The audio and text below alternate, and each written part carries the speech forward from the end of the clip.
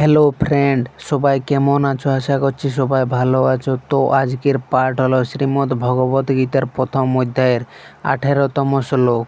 অন্য দিনের মতো শ্লোকটিকে প্রথমে পাঠ করব, মানে বুঝবো, তারপর শ্লোকটিকে বিস্তারিতভাবে ব্যাখ্যা করব। তাহলে চলো আর দেরি না করে শুরু করি। শ্লোকটি হলো দ্রৌপদেয়াশ্চ সর্বস্ব পৃথিবীপতে সৌভদ্রশ্চ মহাবাহো সংখ্যান ধূম্ন পৃথক পৃথক। এই শ্লোকটির মানে হলো যে সঞ্জয় বলল, হে রাজা দ্রুপদ, দ্রৌপদীর পুত্রগণ এবং মহাবাহু অভিমন্যু এরা সকলে আলাদা আলাদা করে নিজেদের শঙ্খ বাজালেন। এরপর চলো শ্লোকটিকে বিস্তারিতভাবে ধাপে ধাপে ব্যাখ্যা করি। শ্লোকের প্রথমে রয়েছে দ্রুপদ। দ্রুপদ হল পাঞ্চালের রাজা। দ্রুপদ ছিলেন দ্রৌপদী ও ধৃষ্টদ্যুম্নের পিতা। তিনি ছিলেন একজন শক্তিশালী রাজা। একসময় দ্রোণাচার্যের সাথে তার বন্ধুত্ব ছিল, পরে শত্রুতা হয়। সেই প্রতিশোধ স্পৃহা থেকে তিনি যজ্ঞের মাধ্যমে ধৃষ্টদ্যুম্ন ও দ্রৌপদীর জন্ম দিয়েছিলেন। তিনি পাণ্ডবদের শ্বশুর, তাই স্বাভাবিকভাবে পাণ্ডব পক্ষে যুদ্ধ করলেন। এরপর রয়েছে দ্রৌপদেয়াশ্চ। দ্রৌপদেয়া মানে হল দ্রৌপদীর 5 পুত্র। 5 পাণ্ডবের ঔরসে দ্রৌপদীর 5 পুত্র জন্মেছিলেন। তারা হল প্রতিবিম্ব যুধিষ্ঠির পুত্র, সুতসোম ভীমের পুত্র, শ্রুতকর্মা অর্জুনের পুত্র, শতানিক নকুলের পুত্র, শত্রুসেন সহদেবের পুত্র।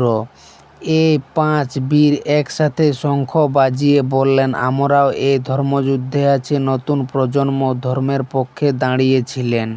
এরপর রয়েছে সৌভদ্র মহাবাহ। সৌভদ্র মানে সুভদ্রার পুত্র।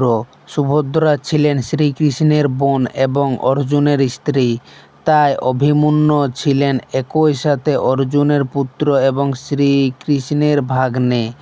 মাতৃগর্ভে থাকতেই তিনি চক্রব্যূহ ভেদের কৌশল শুনেছিলেন। তাকে মহাবাহ বলা হয়েছে কারণ তিনি ছিলেন অসাধারণ শক্তিমান ও বীর। কুরুক্ষেত্রে মাত্র 16 বছর বয়সে তার বীরত্ব সকলে অবাক করেছিল। এরপর রয়েছে সংখ্যান দধূমু পৃথক পৃথক। সংখ্যান দধূমু মানে শঙ্খ বাজালেন, আর পৃথক পৃথক মানে হলো আলাদা আলাদা করে, অর্থাৎ বলতে চাইছে যে প্রত্যেক যোদ্ধা নিজের নিজের শঙ্খ বাজালেন। তাহলে আমরা শ্লোকটির থেকে বুঝলাম যে দ্রৌপদীর পুত্রগণ এবং মহাবাহ অভিমন্যু এরা সকলে আলাদা আলাদা করে নিজেদের শঙ্খ বাজালেন। শ্লোকের মূল ভাবটি হল 1. পাণ্ডবদের দলে শুধু বড় যোদ্ধারাই নয়, তরুণ ও অন্যান্য বীরেরাও প্রস্তুত। 2. সবাই মিলে শঙ্খ বাজিয়ে যুদ্ধের জন্য সম্পূর্ণ প্রস্তুতি ও ঐক্য প্রকাশ করেছে। 3. এতে বোঝা যায় পুরো দল একসঙ্গে দৃঢ়ভাবে দাঁড়িয়ে আছে।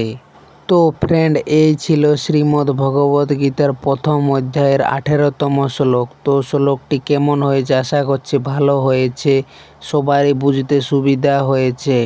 ভালো লেগে থাকলে ভিডিওটিকে লাইক, কমেন্ট, সাবস্ক্রাইব করে দিও।